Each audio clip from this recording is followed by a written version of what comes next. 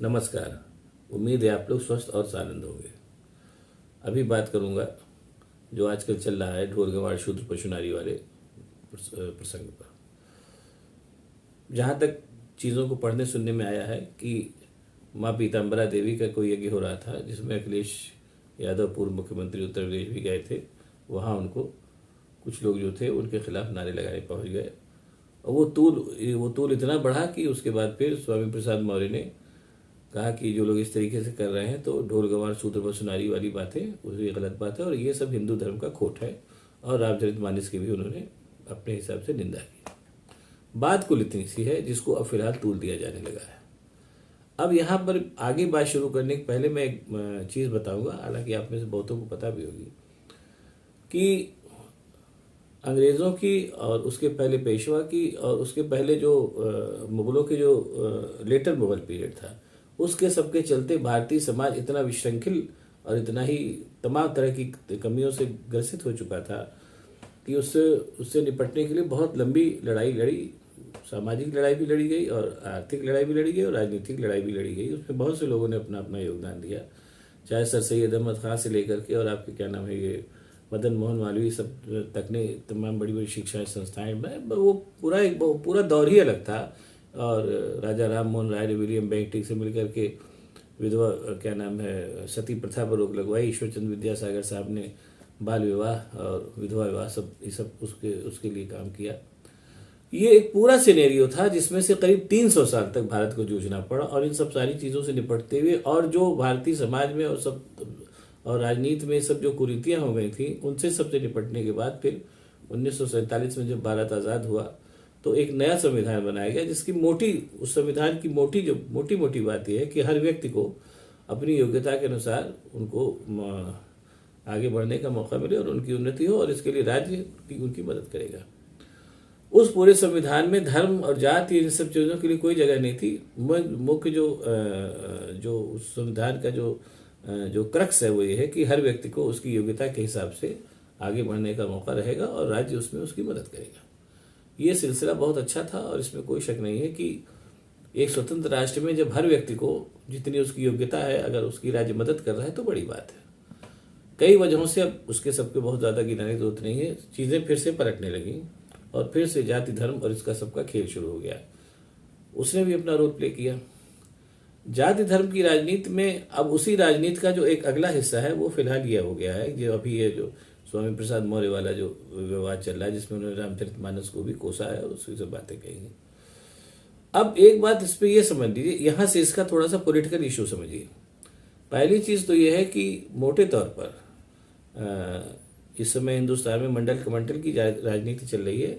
मंडल मतलब आपकी ये जो पिछड़ों की राजनीति और कमंडल मतलब जो भारतीय जनता पार्टी इसकी धर्म की राजनीति।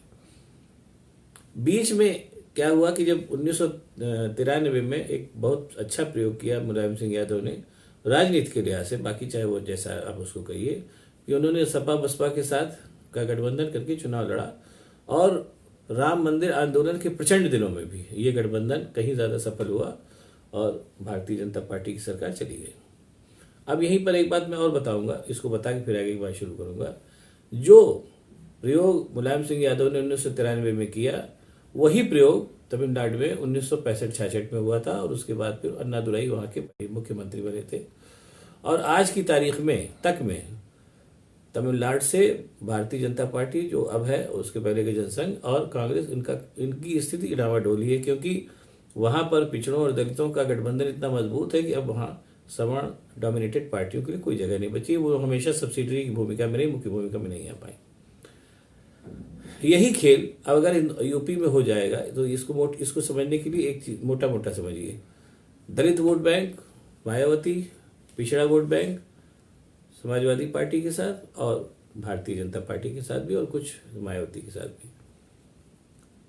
मोटे जो जातियों का जो प्रतिशत है वो ये है कि बसपा करीब 20-22% है। भारतीय जनता पार्टी सवर्ण बैंक जो है वो सवर्ण वोट बैंक 15-20% है। यानी मोटे तौर पर जो मोटा दिखाई दे रहा है कि 20% दलित और 20% सवर्ण और 20 के 60% पिछड़ा वर्ग जिसमें तमाम जो यादव और ये सब तमाम आते हैं। अगर पिछड़ा वोट बैंक के साथ मुसलमान भी मिल जाता है तो ये मानने में कोई संकोच नहीं है कि ये वोट बैंक जो है भारतीय जनता पार्टी और बसपा पर भारी पड़ेगा। जाति की राजनीति और धर्म की राजनीति आजकल चल ही रही, इससे कोई परहेज नहीं है। ये अलग बात है कि वो राजनीति विकास के लिहाज से बहुत ही बेकार है और कोई मतलब विकास की बातों के ऊपर ये जाति धर्म की राजनीति भारी पड़ रही है। ऐसे में ये जो रामचरित मानस वाला मामला है, इसीलिए सौम्य प्रसाद मौर्य को इसके लिए पुरस्कार भी मिला, वो आगे उनको पार्टी में बड़ा ओहदा दिया गया। अगर ये मान लीजिए मामला आगे बढ़ता है और जैसा दिख रहा है कि बढ़ रहा है, क्योंकि सवर्ण तबके ने, इसमें कोई शक नहीं कि अखिलेश यादव के अच्छे काम के बावजूद उनको मतलब एक तरीके से चुनाव में हरा दिया और एक नहीं दूसरी बार हराया। तो कहीं ना कहीं अगर अखिलेश यादव ने भी ये बैकवर्ड वाला दांव खेल दिया और जो थोड़े से बैकवर्ड बसपा और क्या नाम है सवर्ण के साथ जुटे हैं, अगर तीव्र बैकवर्ड्स का जो है तीव्र ध्रुवीकरण करके, जैसा अखिलेश यादव कह रहे थे कि मैं शूद्र हूँ भाई तो मैं क्या करूँ, तो अगर ये चीज़ हो गई तो फिर भारतीय जनता पार्टी और बसपा के लिए मुसीबत ही खड़ी हो जाएगी। भारतीय जनता पार्टी को ये सोचना चाहिए कि जनसंख्या के लिहाज से फिलहाल तो लोकतंत्र है ही है, वोट पड़ रहे हैं, चुनाव भी हो रहा है। अगर जनसंख्या के लिहाज से पिछड़ा वोट बैंक और मुसलमान लामबंद हो गए एक साथ, तो फिर न बसपा के लिए जगह बचेगी और न भाजपा के लिए। इस चीज़ को मेरा ख्याल है वो समझते ही होंगे। अब इससे निपटने के लिए क्या करेंगे ये भविष्य में सामने आएगा। फिलहाल अखिलेश यादव ने अपना कार्ड खेल दिया और मुझे लगता है कि वो इस बात में कन्विंस भी है कि अब धर्म की राजनीति हो रही है तो लोग धर्म की राजनीति करके देख लेते हैं। विकास की राजनीति तो इसमें कहने मुझे कोई संकोच नहीं कि अखिलेश यादव ने की थी जब वो पहली बार चीफ मिनिस्टर बने थे, लेकिन विकास की राजनीति का उनको अपेक्षित फायदा नहीं हुआ। इस बात की टीस अगर उनके दिमाग में होगी तो जायज़ है, उससे इनकार नहीं करना चाहिए। और अब उसके बाद फिर अगले ये राजनीति जो शुरू हुई है जाति धर्म की, उसका जो नया सिरे से उभार आया है, ये उभार ये कहने मुझे संकोच नहीं है कि उत्तर प्रदेश के हित में कतई नहीं होगा, लोगों नेताओं के हित में हो तो। उम्मीद है आप लोगों को ये वीडियो पसंद आया होगा। पसंद आया तो इसको लाइक करिए, शेयर करिए, सब्सक्राइब करिए, ताकि मैं और भी ऐसी वीडियो आपको बना करके दिखाता रहूं। बहुत बहुत धन्यवाद। नमस्कार।